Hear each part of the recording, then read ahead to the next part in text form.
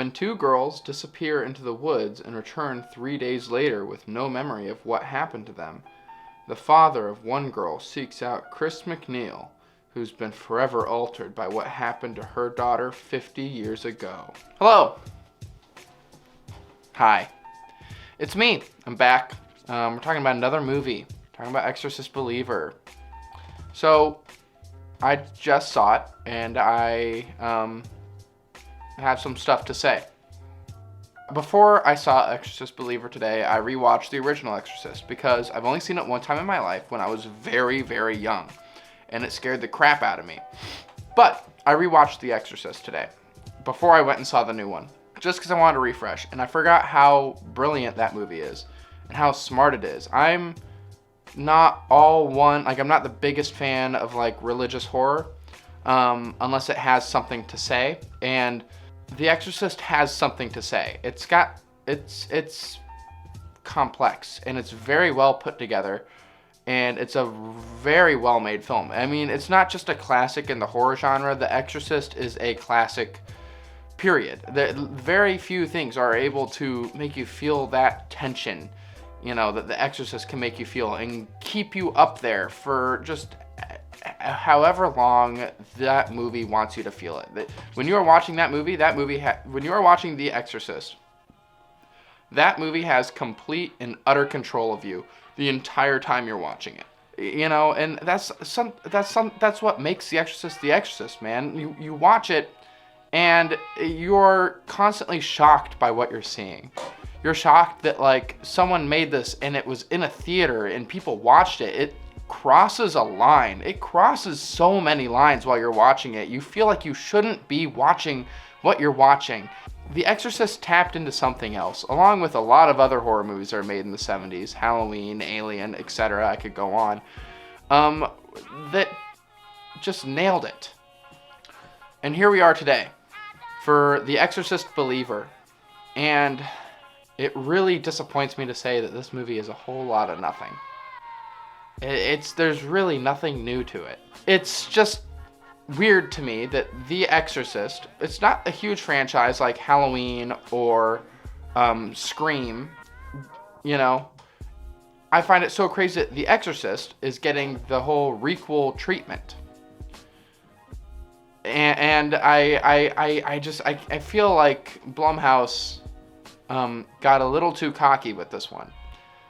The Halloween movies, directed by David Gordon Green, who they brought back for this one, were very successful. They have a lot of people have different opinions about them. I, for one, really like them. They have their problems, but I really like what they are.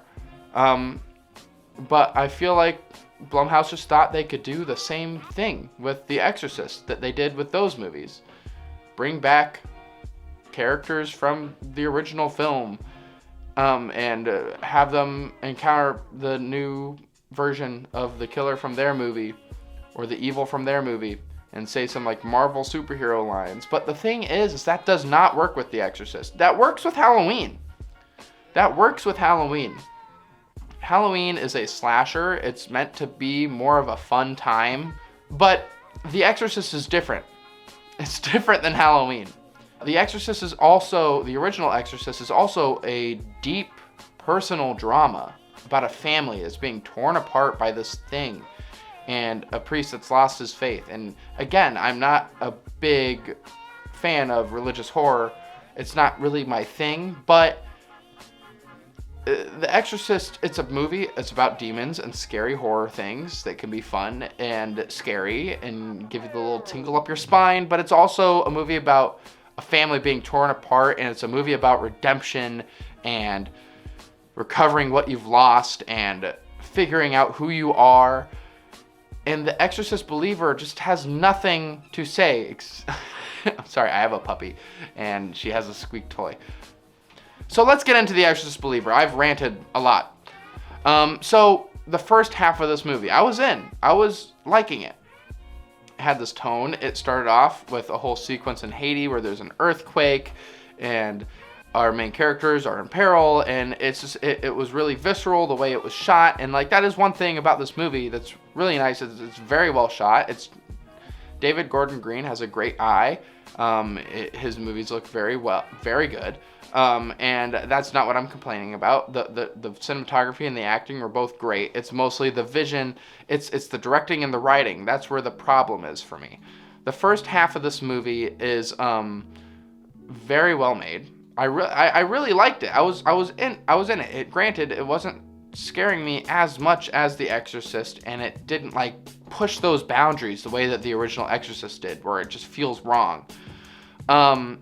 It was good. I really liked Leslie Odom Jr.'s character. We really get to know him and his daughter and their dynamic and their relationship, and I really care for them. And so when his daughter gets lost and she's gone, I really felt it. You know, I felt it. I felt the fear that he was feeling. I felt the discomfort and the disturbing, just like feeling of like what's happened to my daughter, what's happened to my family, where is my child? I felt that.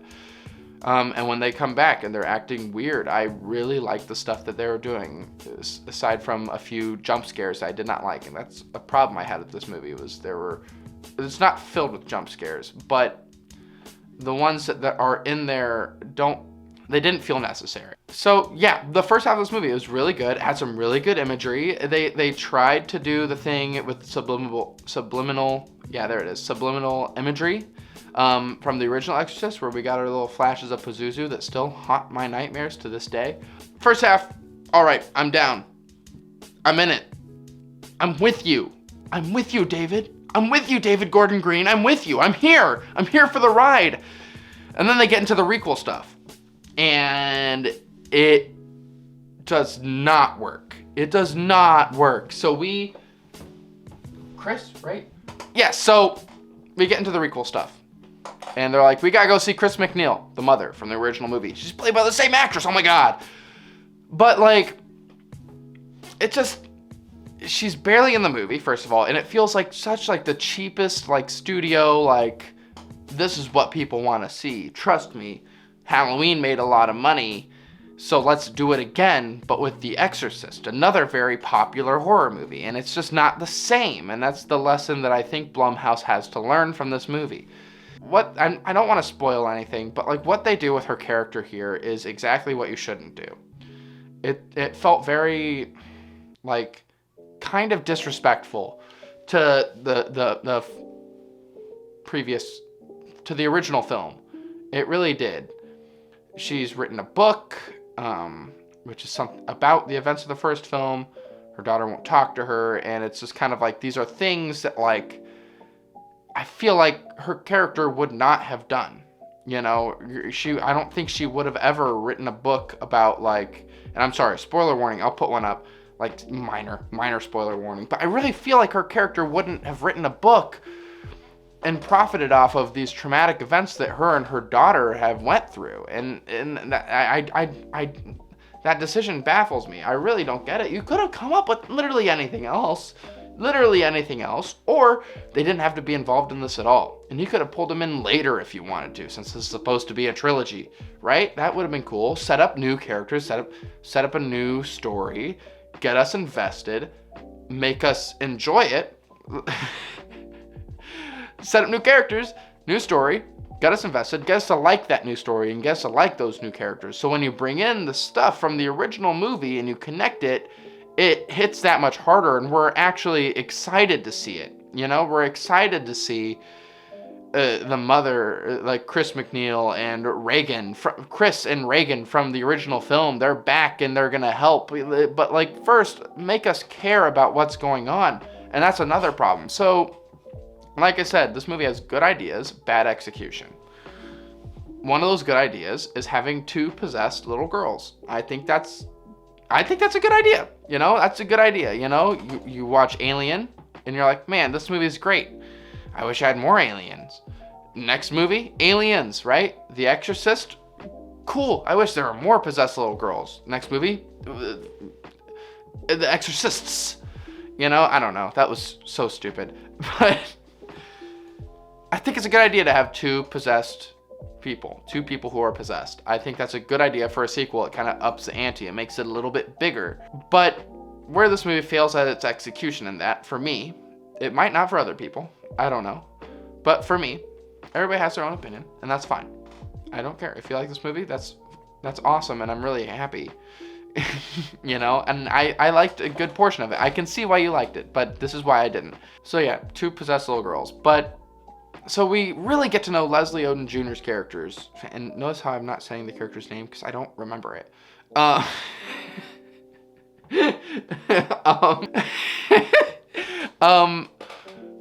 But we really get to know him and his daughter and their relationship and his family. The other possessed little girl, I don't remember her name. Catherine? I think it was Catherine. Or Caitlin or Catherine. Began with a K. We don't know jack shit about that family at all. We don't learn anything about them except for the fact that they're religious and that they're Christian. And that's it. That's all we know. And they're really annoying about it too, which is great. It makes me really like them, and it makes me really care about their characters. I really care about the annoying Christian family. But oh God. So yeah, we have no development with those characters, and that's kind of my problem. Is I'm like, you're starting something new, right? You're starting from scratch. You want us to care about these characters, especially we have our Leslie Odom Jr.'s the dad, him. He is going through hell with his daughter, and I'm feeling every single bit with him. You know, it feels really realistic how like a father would react to their child losing their mind and going crazy. And I want to see this other family is going through the exact same thing, except they don't have the same beliefs as him, and that's really interesting, and I would like to know how they're reacting. It's mentioned in passing what they're doing, but it's we don't see it. We don't see it. There's a few scenes where like they go to their house and like shit's all fucked up, and I'm like, I would have liked to see like what went down here, right? But we don't, and I don't know if they're saving it for another movie. I don't know. That's stupid. They're not. They just forgot. But I would really like to see what happened there, you know?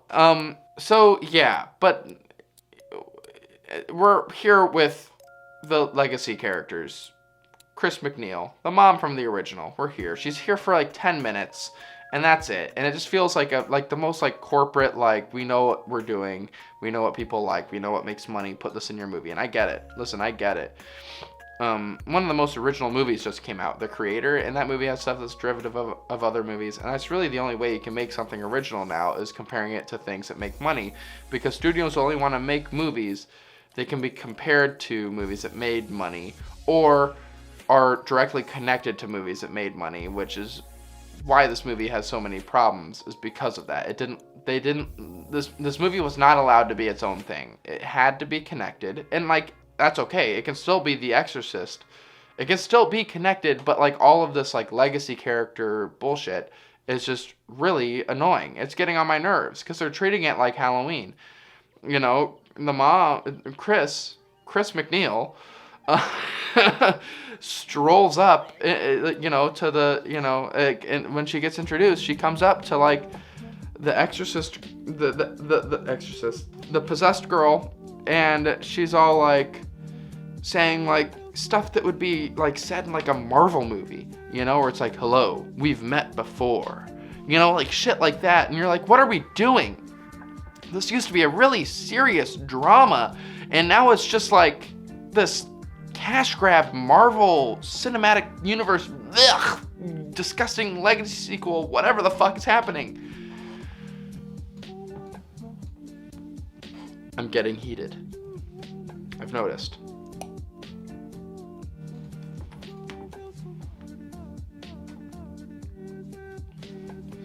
Apologies. I'm sorry. Anyways,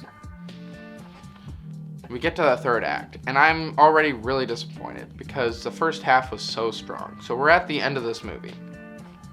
Compared to everything, the first act wasn't super strong, but like compared to what we had, what we've been dealing with in the second half, shit was like the Citizen Kane of, I don't know, it's stupid. This movie's dumb. I don't like it. Okay, so we get to the third act, right? And like, back at it again. Great, good ideas, bad execution. one of the good ideas I thought was a really good idea for an Exorcist sequel is to bring in other faiths, bring in other religions. We don't need to just talk about the Catholics all the time. We know about them. They have had their spot in the sun. And that's what David Gordon Green was doing in this movie, is having an exorcism where they just fucking throw in everything in the kitchen sink. They just throw it all in there. Everybody's there, you know, they're doing their, like, exorcisms, they're banging on their Bibles, shaking their crosses, doing the other things that all the other religions are doing. I don't know a lot about religions, and I don't want to offend anybody, so I'll just move on. But they're all there, and they're doing their thing. And, like, this is where I really want to talk about the direction of this movie, because when we get here, it really felt like no one knew what the fuck they were doing. We were lost. Like, I knew what was going on, but we were lost. People are saying their prayers, and they're saying their other prayers, and they're saying their other prayers all at once, and then we have awkward silences, and someone starts saying the Lord's Prayer over here, and someone starts going, yes, from over here, and, like, it's just kind of like coming together. The camera's cutting to random people and back to the little girls who are like, you know, and like, it had no direction. Every single person in that third act looked lost. They looked lost. No one looked like they knew what they were doing. They all looked like it was like they all looked like the teacher in class just asked a question to a group of totally antisocial college students, and no one is answering, and then, like, someone comes out and it's like, you know, and, like, that's how it felt. We'd have an awkward silence, and then someone would kind of awkwardly come in saying their prayer, and everyone would be like, yes, yes, yes, exorcism! And it was stupid. It was really stupid. And then the random shit would start happening with the girls, and I'd be like, what's happening here? I don't understand what's happening. Someone would say something, but it wouldn't make sense. I would still be confused, and I was just really confused the whole time. I've just been railing on this film. I apologize. But this will not stand. I don't know what they're gonna do next. The movie didn't end on like a cliffhanger or like a wink to like what's gonna happen next. There was something that happened at the end where I was like, oh, okay, that was something. It was cool in the way where I'm like, oh, I'm seeing a thing. I'm trying not to spoil it. But like, it also felt like a really cheap fan service. Like, let's show them this thing, you know, and, you know, jingle the keys. Like, ooh, look at that. Isn't that cool? Stupid. I mean, the whole movie overall felt very soulless. And it's really disappointing because the first half I was in. I was down for the ride. I was going with it. I was like, okay, I see what you want, what you're going for. And I kind of fuck with it. A little bit. You haven't sold me yet, but I am giving you a chance. I'm giving you a shot. Come on. Impress me. Dazzle me. You know, make me see stars. I want to leave this theater shivering. I want to leave this theater with I want to leave this theater feeling embarrassed that I just went and saw it. Well, no, that is a little bit how I left the theater. I want to leave this theater feeling disturbed. You know? I want to leave being like, I shouldn't have watched that. And not in the way I left today going, I shouldn't have watched that. In the way where I'm like, that felt wrong. And not in the way where I was like, that felt wrong. Damn it. This is a bad movie. I'm sorry. Oh, man. I feel bad. I feel really bad. I don't know. I mean, like, shit. I mean, listen. We've all seen bad movies, right? We've all seen movies where we walk out and we're disappointed and we're not happy with what we got. For me, my biggest disappointment in theaters, Jurassic World Dominion. Did not like that movie, but this is what we need to remember is that no matter how bad the movie, right? Someone, somewhere, multiple people, multiple places, they poured their blood, sweat, and tears over that movie. They loved it. David Gordon Green loved this movie. And I don't want to, like, it's really hard to make a movie. It's really hard. It's a little disappointing. Granted, I like movies that other people don't like. I'm sure there are people who like this movie. That's fine. I'm a fan of Halloween Ends, and that movie has a lot of haters. And honestly, it's kind of weird because I really like Halloween Ends, but honestly, I get what they're saying. I get it, but like, I like it. I like that movie. I don't want to like cast negativity. That's not what I want to do here, but I do want to tell you how it is and be honest, you know, about the movies I see. And I did not like this one.